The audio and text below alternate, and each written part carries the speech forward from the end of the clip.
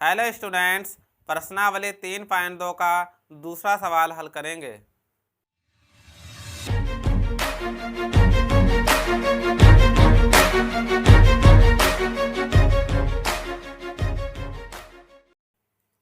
सवाल इस प्रकार है, आकृति 3.14 देखकर निम्नलिखित को लिखिए। छात्रों, इस आकृति की सहायता से इन प्रश्नों का हल करना है। पहला सवाल है बी के निर्देशांक। छात्रों, इस चित्र में देखिए बी बिंदु कहाँ पर है, बी बिंदु यहाँ पर है। छात्रों, इसके निर्देशांक बताने के लिए सबसे पहले मूल बिंदु पर आ जाइए और इस तरफ चलना शुरू करेंगे। यहाँ से चलेंगे, यहाँ पर पहुँचकर देखा कि x अक्ष पर -5 कदम चल चुके हैं, तो यहाँ -5 लिख लेंगे।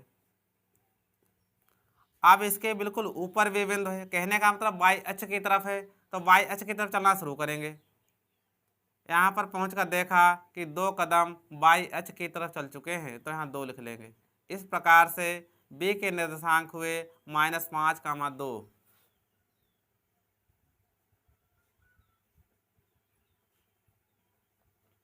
अगला सवाल है सी के निर्देशांक। छात्रों, इस आकृति में देखिए सी बिंदु कहाँ पर है, यहाँ पर है।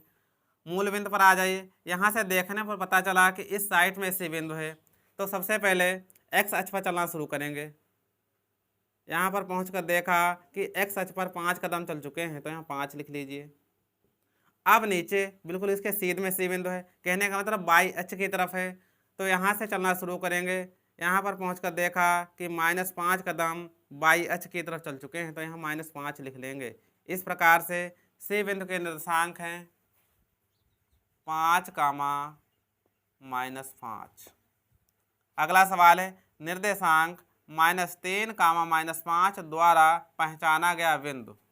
-3, -5 सबसे पहले x अक्ष के निर्देशांक लिखे जाते हैं, बाद में y अक्ष के निर्देशांक लिखे जाते हैं।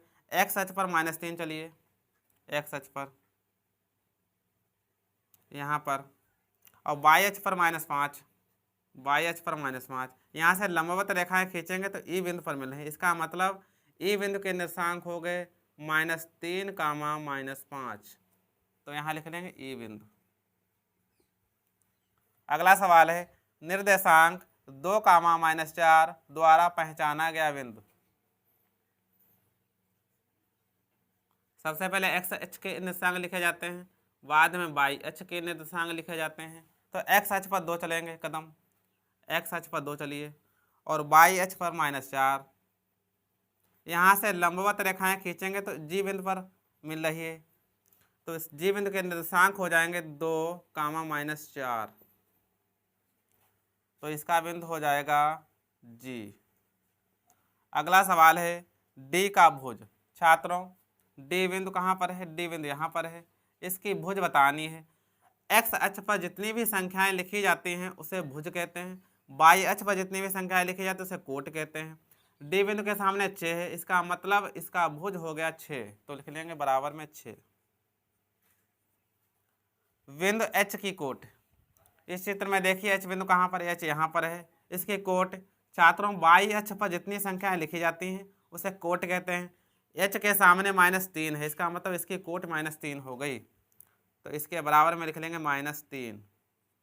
अगला सवाल है बिंदु एल के निर्देशांक। छात्रों, एल बिंदु कहाँ पर है, एल बिंदु यहाँ पर है, वाई अक्ष पर है। छात्रों, वाई अक्ष पर कोई बिंदु होगा तो उसका एक्स अक्ष का निर्देशांक 0 हो जाएगा, और वाई अक्ष का निर्देशांक जिस बिंदु पर होगा और जिस संख्या पर होगी वही हो जाएगा, तो यहाँ पर 5 है।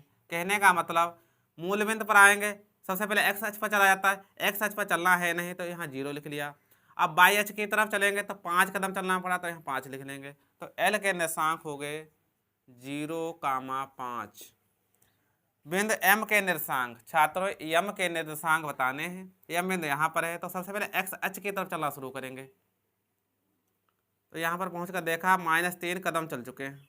अब वाई अक्ष की तरफ एम बिंदु 0 बिंदु के सामने है, कहने का मतलब मूल बिंदु के सामने, तो यहाँ 0 लिख लेंगे। छात्रों समझिए, एक्स अक्ष पर कहीं पर कोई बिंदु है, उसका वाई अक्ष का निर्देशांक हो जाएगा 0, तो इसके निर्देशांक हो गए -3, -0, -3, 0। छात्रों, इस प्रकार से इस चित्र की सहायता से क्वेश्चन नंबर 2 को हल किया गया है। अगला सवाल अगले वीडियो में सोल्व करेंगे।